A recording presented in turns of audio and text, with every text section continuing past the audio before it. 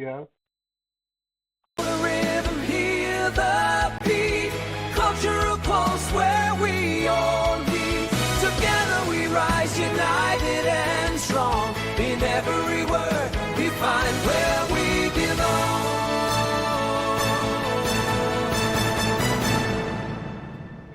As we dive deeper into the landscape of modern American politics, particularly during presidential elections, a pattern emerges, one that involves not just policy debates or ideological clashes, but something far more peculiar. Which is why I don't understand why his hands are the size of someone who's 5'2". Have you seen his hands? They're like this. And you know what they say about men with small hands? You can't trust them. He said I had small hands. Actually, I'm 6'3", not 6'2", but he said I had small hands. They're not small, are they? A fixation on sexual innuendos and explicit language. It's a trend that has surfaced repeatedly, raising questions about the state of our political discourse. Why do we keep seeing this obsession with sexualized rhetoric in Republican presidential campaigns? It seems that these moments are becoming almost as expected as the debates themselves. What does this fixation on sex lingo really say about the dynamics of political power and public perception in today's elections? Isn't it curious how discussions in Republican presidential elections often veer into sex-related commentary? Whether it's Marco Rubio's infamous small hands job or Trump's crude remarks referencing sexual acts, it's a recurring theme that feels both bizarre and telling. Let's unpack this a bit. Politics is a domain where image and perception matter immensely, and in the hyper-masculine world of Republican politics, strength, dominance, and virility are often emphasized. The injection of sexual innuendo or crass remarks into the conversation isn't just a way to get attention, though it certainly does that. It's also a way to tap into deeply ingrained ideas about power, masculinity, and control. For instance, Rubio's small hands comment was more than just a dig at Trump's physical attributes. It was a not so subtle way to question his manhood, implying that his fitness for leadership was tied to his virility. Similarly, Trump's vulgar comments, whether they're about his opponents or others, aren't just offensive. They are part of a broader strategy to assert dominance. It's true with stars that they can grab women by the... Well, if you look over the last million years, I guess that's been largely true. Not always, but largely true. Unfortunately or fortunately. And you consider yourself to be a star? I think you can say that, yeah. She's accusing me of rape. By bringing the conversation to a base, often crude level, he positions himself as an unfiltered, unafraid, and in a twisted way, authentic. But what does it say about the cultural moment we are in? On one hand, it highlights a certain coarsening of political discourse. The fact that these comments don't immediately disqualify candidates, but instead often rally their base, is telling. It suggests that for a significant portion of the electorate, traditional decorum in leadership is less important than perceived strength, however it's expressed. It also speaks to a broader discomfort with vulnerability in American political culture, particularly within the GOP.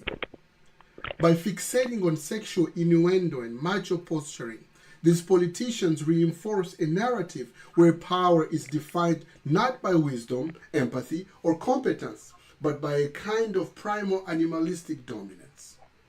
So, when we see these moments of sexualized language popping up in presidential debates or rallies, it's more than just a gross detour from the issues. It's a reflection of deeper anxieties and obsessions in the culture.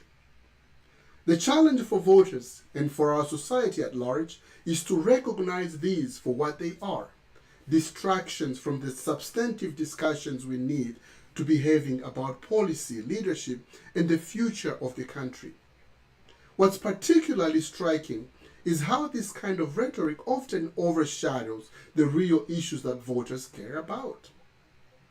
While candidates are throwing barbs about body parts and sexual acts, the discussion shifts away from political topics like healthcare, the economy, or national security. It's as if the campaign trail becomes more about who can out-insult the other rather than who has the best plan for the country. This approach might rally the base, but it does little to inform or uplift the broader electorate. And think about the message it sends, especially to younger generations. When the leaders of a major political party focus on such juvenile and crass comments, it normalizes this kind of discourse. It signals that in order to win, one must belittle and degrade rather than debate and persuade. This isn't just about politics. It's about the cultural values we're endorsing. Are we teaching our children that the way to succeed is through intelligence and integrity, or through dominance and degradation? It's also worth noting the historical context. This kind of sexualized rhetoric isn't new in politics, but it has certainly been amplified in the modern media environment, where sound bites and sensationalism rule the day.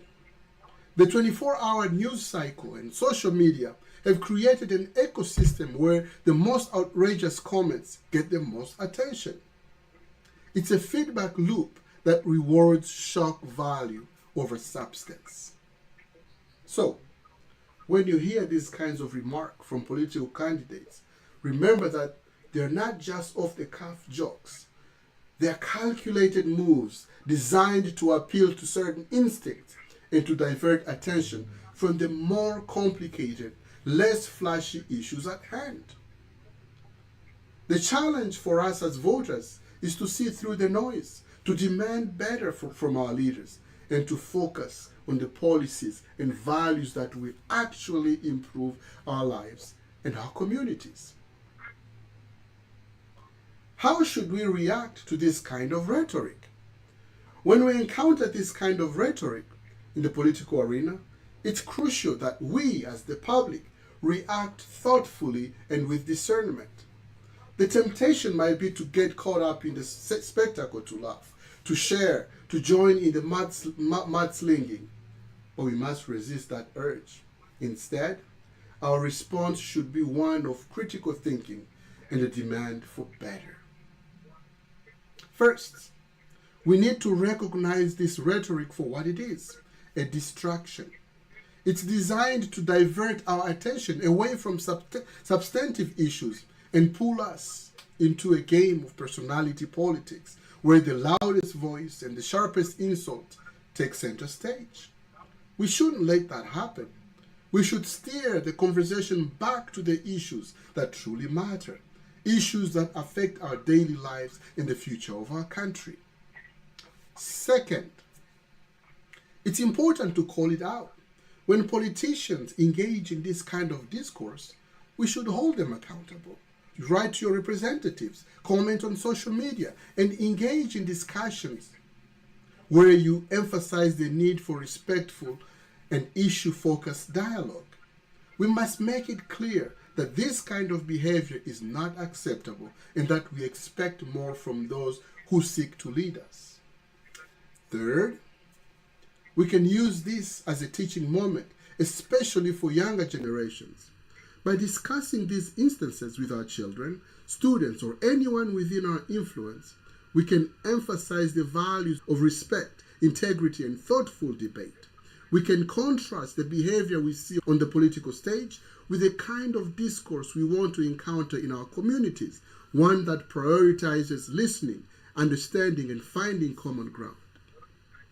Finally, we should remember the power of our vote.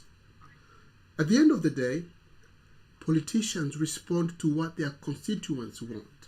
If they see that this kind of rhetoric isn't winning elections, but rather turning voters away, they will adjust.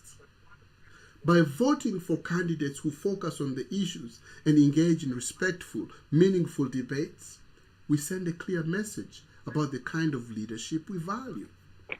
In short, our reaction should be to rise above the noise, to demand better, and to engage in the political process in a way that upholds the values of integrity, respect, and thoughtful dialogue. Let's not let the spectacle distract us from what's truly at stake. Now, stigma is a real thing. Sometimes people may avoid criticizing this kind of rhetoric based on where they live for fear of being ostracized. How can one develop the courage to stand up even when it may cause loss? It's a good question. Stigma and the fear of ostracization are powerful forces that can prevent people from speaking out against harmful rhetoric, especially when they feel their views might go against the prevailing attitude in their community. Developing the courage to stand up, even when it could lead to personal loss, is not easy, but it's essential for fostering a healthier discourse and society. First, it starts with conviction. You have to believe deeply in the values you're standing up for. When your beliefs are rooted in a strong moral foundation, whether it's a commitment to truth, justice, or the well-being of your community, this conviction becomes a source of inner strength, reminding yourself why it's important to speak out. When the stakes are high, silence isn't neutral. It can be a form of complicity. Knowing that you are contributing to the greater good can help bolster your resolve. Second, cultivate resilience. Understand that standing up may indeed come with consequences. People might disagree with you, or you might face backlash. But resilience isn't about avoiding hardship. It's about being able to endure it and continue pushing forward. This might involve developing a thicker skin, learning to handle criticism, or finding ways to stay centered in the face of adversity. It's also about recognizing that growth often comes through challenges, and that standing up, even when it's difficult, is part of that process. Third, find your community. Even in environments where it feels like you're alone in your beliefs, there are often others who feel the same way but are also hesitant to speak up. By voicing your thoughts, you can create space for others to join you. Seek out those who share your values, whether it's online, in small groups, or even in different parts of your local community. Solidarity with others can provide the support and encouragements needed to keep going, even when the pressure is intense. Fourth, practice courage in small ways. Courage is like a muscle. It strengthens with use. Start by taking small, manageable steps to speak your truth, whether it's in a conversation with a friend, posting something on social media, or gently challenging a comment you disagree with. As you become more comfortable in these small actions, you'll find it easier to tackle bigger challenges. Finally, remember that courage is not the absence of fear, but the decision to act despite it. It's okay to be afraid. It's okay to feel uncertain. What matters is that you don't let that fear paralyze you. Standing up in the face of potential loss is an act of integrity, and integrity is a powerful thing. It's about aligning your actions with your values, even when it's hard, and knowing that, regardless of the outcome, you've stayed true to yourself. In the end, change happens when people are willing to speak out, even when it's uncomfortable or risky. By developing the courage to stand up, you not only contribute to the dialogue in meaningful ways, but you also set an example for others, showing that it's possible to challenge the status quo and advocate for what's right, no matter the circumstances. No matter the circumstances. Thank you very much.